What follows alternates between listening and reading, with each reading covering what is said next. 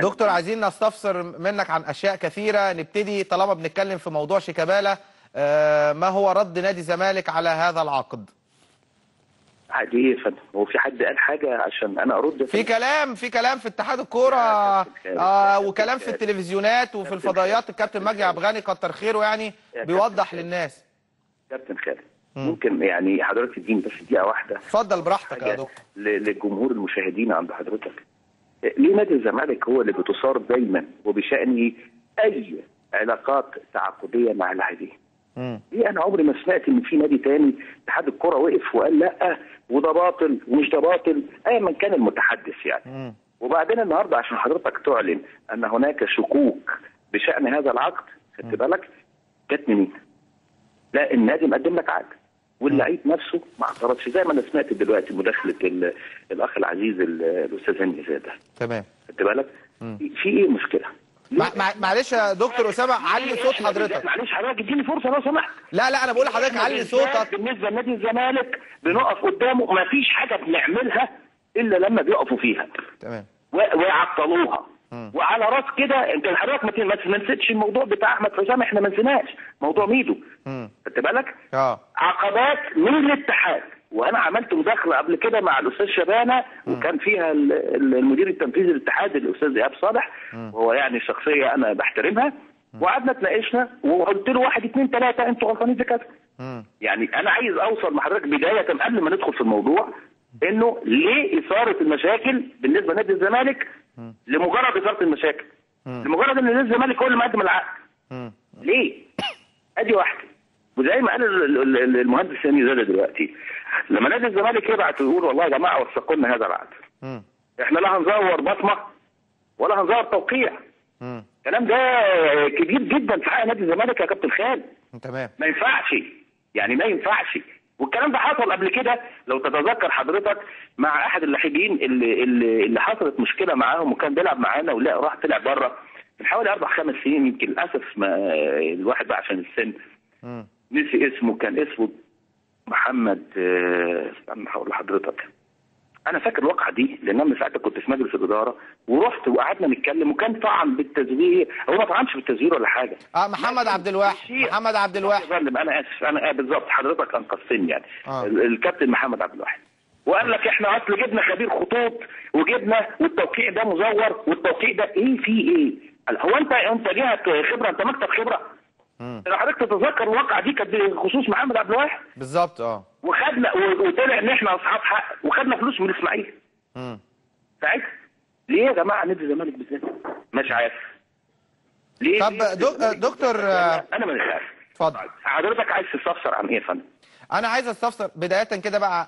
دلوقتي في كلام ان هنتكلم الاول النهارده في اجتماع مجلس اداره بالليل ان شاء الله يا فندم. هل باب المناقشه مفتوح في بقاء الجهاز الفني واستقطاب كابتن حسن شحاته، ولا الباب ده مقفول واجتماع بالليل مجرد لتفعيل عقد حسام ابراهيم لسنه كمان او لسنتين كمان؟ هل باب المناقشه مفتوح بالليل؟ هل ممكن ارد على حضرتك؟ اتفضل. برد ارجو ان يلاقي قبول لديك. اتفضل. ما تنتظر حضرتك نهايه الاجتماع وتعرف كل حاجه.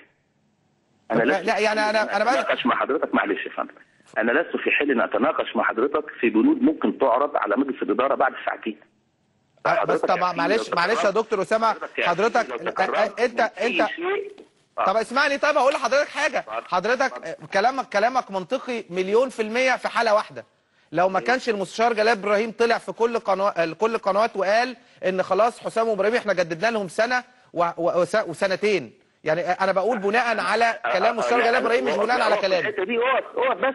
اتفضل. هو جلال بيه قال ان احنا جددنا لهم سنه بالظبط. الكلام ده صحيح يا فندم. مش في مجلس اداره انعقد من حوالي شهر تمام جددنا فيها للعيبه، للاسف للكابتن حسام والكابتن ابراهيم. تمام. ان الراجل لم يكن خطا. تمام خلاص. طيب انا بقول لحضرتك هل في مناقشه لكابتن حسن شحاته ولا كده اتجدد؟ انا بسال يا فندم. انا عايز اقول لحضرتك شيء. طيب. النهارده هيعرض على مجلس الاداره جدول اعمال. تمام. قد يكون من ضمن بنوده خدت بالك امور تتعلق بشؤون الكوره وده اكيد.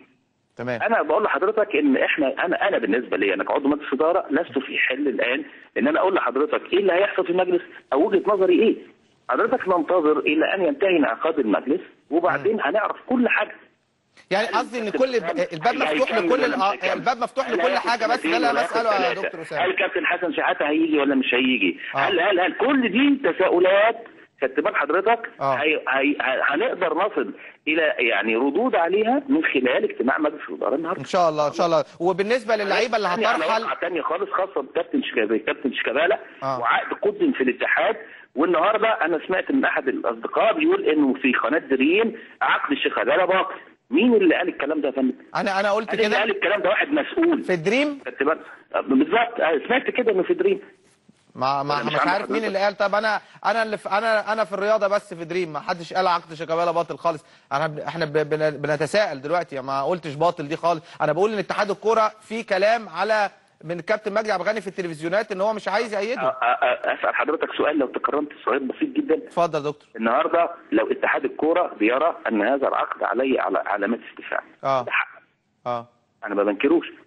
هل يجوز التشهير بنادي الزمالك بهذا الاسلوب قبل ما يقعدوا معانا ويسمعوا وجهه نظرنا ونرد على تساؤلاتهم؟ هل ده جايز؟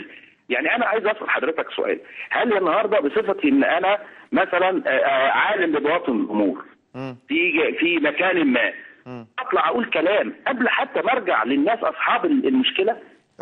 انا بعترض على الكلام ده يا جماعه.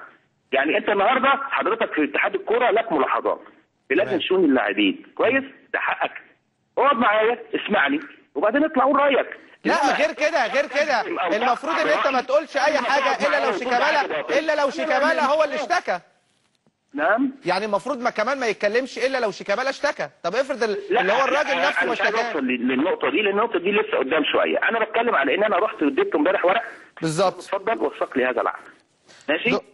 قعدوا يقولوا لا ومش لا ولا وده دخلت في مكالمات تليفونيه مع ناس موجودين في الاتحاد بدون ذكر اسماء، محاوله الاقناع ان خد الورق وراجعوا براحتك، واذا كان ليك استفسارات قول لي عليها.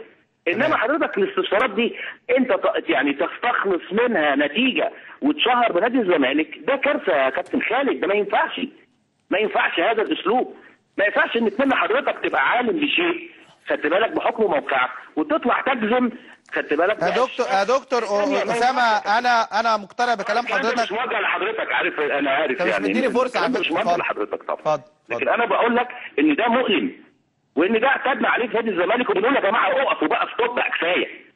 انت حضرتك ليك استفسارات، تعالى في مكان مقفول بيني وبينك نبحث الامر وخد قرارك. تمام يا دكتور. بعد ما تقعد معايا تسمعني اطلع قول لي عقد رقم. تمام يا دكتور. دي مشكله يا كابتن خالد؟ لا مفيش اي مشكله طبعا. طب يا فندم لا هو في مشكله يا دكتور عند البعض معينه تقول لك العقد باطل. يا حبيبي مين اللي قال لك العقد باطل؟ دكتور اسامه بشكرك على مداخله حضرتك.